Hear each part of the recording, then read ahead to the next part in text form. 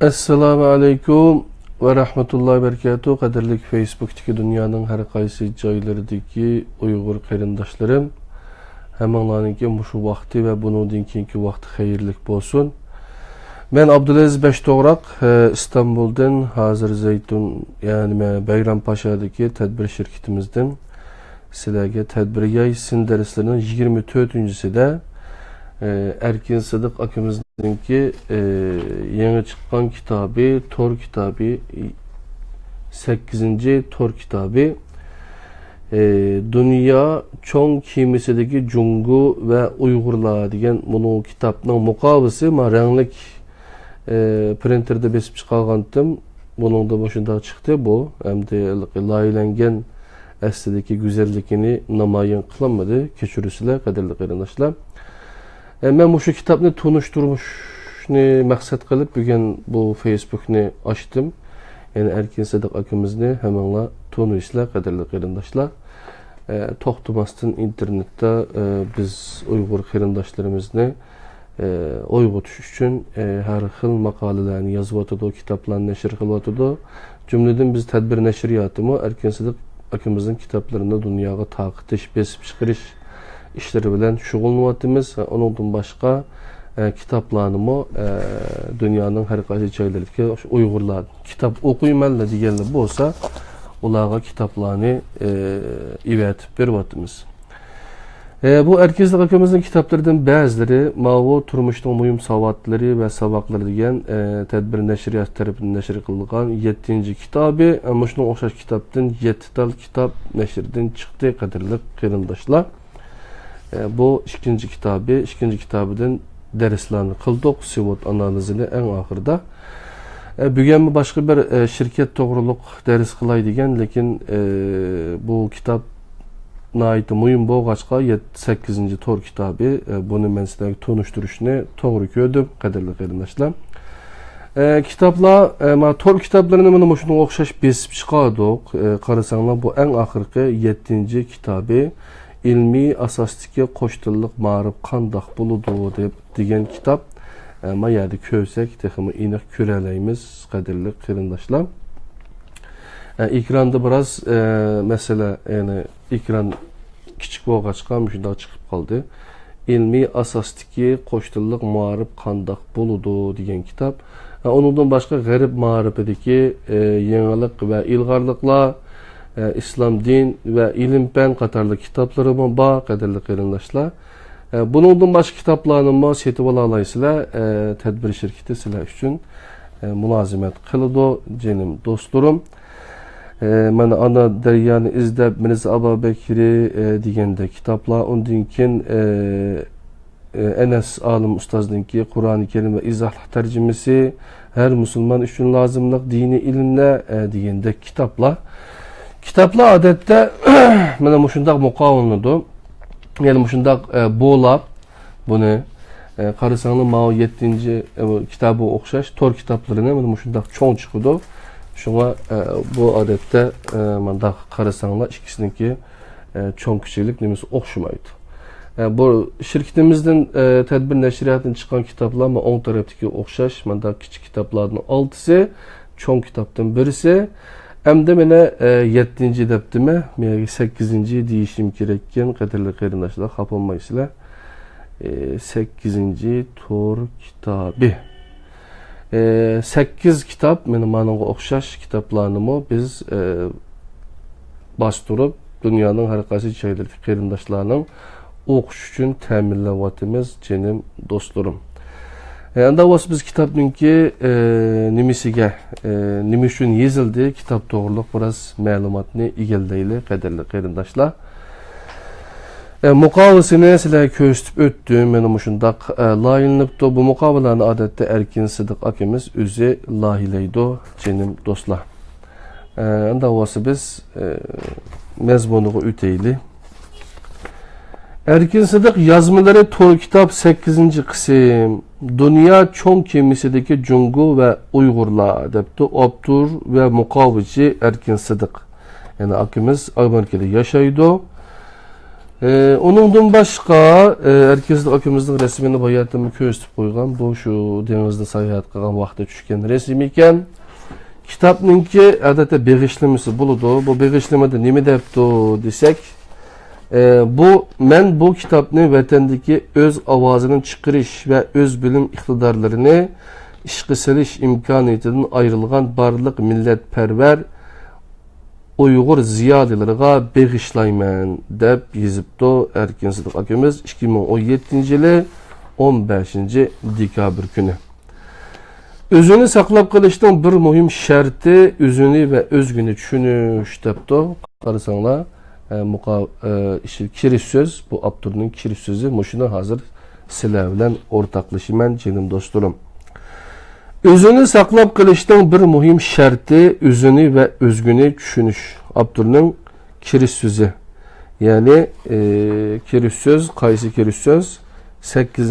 kitabı Dünya Çoğ Kimisideki Jungu ve Uygurlar 8. Tor kitabınınki kirish sözü.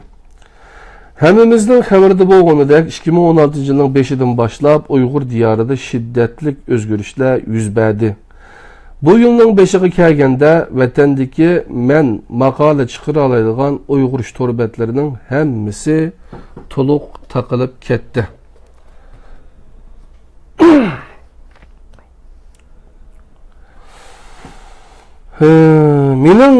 Mening vatandakilar bilan tor aloqasi qilishim, tor kitabımның 7. qismini vatandakilarga 2017 yili 16 aprelda elxat orqali mangdurish bilan oxirlashdi. Men bo'layotgan ishlarning tegiga yetolmay, bo'layotgan o'zgarishlarning nimadan derak beradiganligini bilolmay, nihoyatda titit bo'lishga boshladim. Men özüm bilan munosabatlik hamma ishlarning ilmiy asosini tushunib yashashni o'zim uchun bir odat qilib olgan bo'lg'achqa, bu yilning 5'idan boshlab siyosiy jihatdan izlanib, Uyg'ur diyori bilan munosabatlik dunyo va jungu vaziyatini xalqaro munosabat ilmiy nuqtasidan bir qo'r tushunib beqishga bel bog'ladim. Hamda uchratgan yaxshi manbalar asosida Uyg'urcha maqola yozib, ularni chet eldagi to'plarda El Ruhlan namida e'lon qildim. Bu yilning 5'idan boshlab hozirgacha bo'lgan 1 yilga yaqin vaqt ichida jam'i 15 parcha maqola tayyorladim. Mazkur tor kitobga kirgizilgani ana shu 15 parcha maqoladan iborat. Men kitobningki maqolasini bu yerga qo'yib qo'yay, jinim do'stlarim.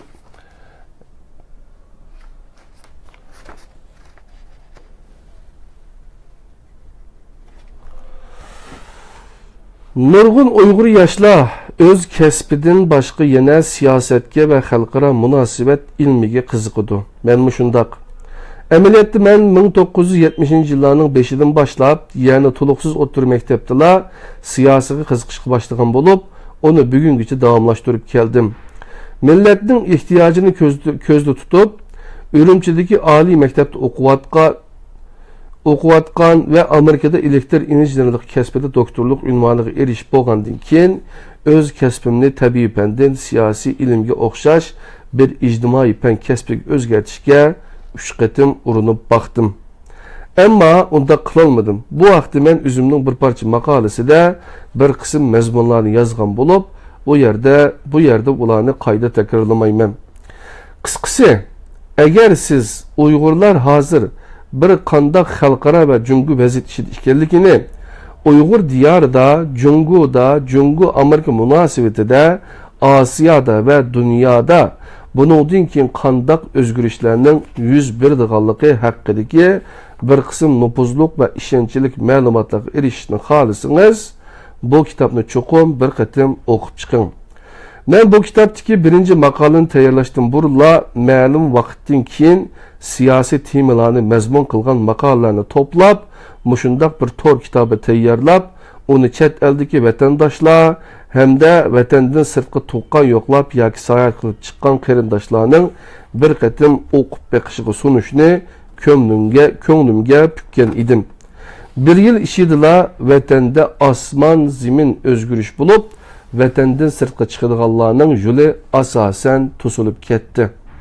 Men bundaq ahvolga qattiq echinaman va g'azablanaman. Şundaqla chet eldeki vatandaşlar bolsunmu bu kitapdaki mezmunlardan xabar tepib qilishini umid qilaman. Erkin Sidiq, Amerika Kaliforniya shtati, Los Angeles shahri, 2017 yili 15 dekabr. Mundarica. Hem de men kitapның mundaricasini bir qator o'qib o'taman, qadrli qarindoshlar. Abdurning kirish so'zi Jungo Asiyadagi hukmron kuch bo'lolmaydi. Jungo bilan Amerikaning urush ehtimolligi qanchalik? Trumpning prezident bo'lishi Jungo uchun nimadan derak beradi? Millat davlati, madaniyat davlati va assimilyatsiya.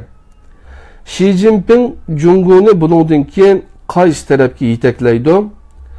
Jungo dunyodagi birinchi o'ringa chiqqanda tarix bilan suhbat Amerika, G'arb, Osiyo va Jungo. Jungo nimishqa tinch yo'l bilan taraqqiy qila olmaydi? Nimishqa liderlar yolg'onchilik qiladi? Jungoning bir balvoq, bir yo'l plani haqida qisqacha tushuncha. Jungoning Uyg'ur diyori va Pokistondan o'tadigan yangi Ipak yo'li. Pokiston parchalanib ketamdi. Jungo yumshoq kuchda dunyodagi birinchi o'ringa chiqa olamdi. Zirak kuch, smart power haqida qisqacha tushuncha. Prezident Trump millatchi aqtilliklar va musulmonlar. Qadrli qarindoshlarimiz, Jungo Osiyodagi hukmron kuch bo'lolmaydi degan maqolaninki kirish so'zini qisqacha o'qib o'tay degandim. Lekin buningki hammasi besilmay qopti. Shunday bo'lsa-mu, Erkin Sidiq akamizningki bu kitobni nima uchun chiqarganligini asosan o'qib oldinglar. İnşallah mümkün imkaniyetimiz yer berse işçideki makalalarını okup çıkışımız mümkün. Bunu nida to'g'ridagi balalar, qarindoshlar yaxshi hamkorlashib o'qiyotgan ba'zilarini shunlashqa she'rdan foydalansanglar bo'ladi jinim do'stlar. Anda bo'lsa tadbir yasin darsleri 24-sida Erkin Sidiq 8-tor kitobi Dünya Cho'ng kemisidagi Jungo ve Uyg'urlar degan kitapның hoş xabarini yetkizdik, qadrli qarindoshlar. Agar bu kitaplarni bizmi olsak bo'ladi desanglar, mana shunga o'xshash tor kitaplarni besib chiqaramiz. A4 qog'ozda, kitap qog'ozida. Erkin Sidiq akamizning burunqi kitaplarini olamiz desanglar, mana o'xshash besilgan 1000 tanidan nashr qilingan bu kitaplar birinci kısmında muceqqamidi, qadrli qarindoshlar. En ahirki kitabı 7. kitap turmuşning muhim sabaqlari ve sabaqlari degan kitap. Çoğun kitaplar, tor kitapları mana o'xshash çoğun paketlanib mang'udi, qadrli qarindoshlar. Ma kichik kitaplar, normal kitaplar mana o'xshash bir paketda bo'ladi. Yani 3 paket bo'lishi mumkin. 3 bo'loq Erkin akamizning kitoblarining hammasi shunday 3 bo'loq shaklda ketadi, jinim do'stlarim. Anda bo'lsa bugungi tadbir yasin darslarda meshagirchilar bilan asrorlashdik inshaalloh. Yana keyingi darslarimizda ko'rish uchun Allohga omonat qilaman. Assalomu alaykum va rahmatullohi va barakatuh.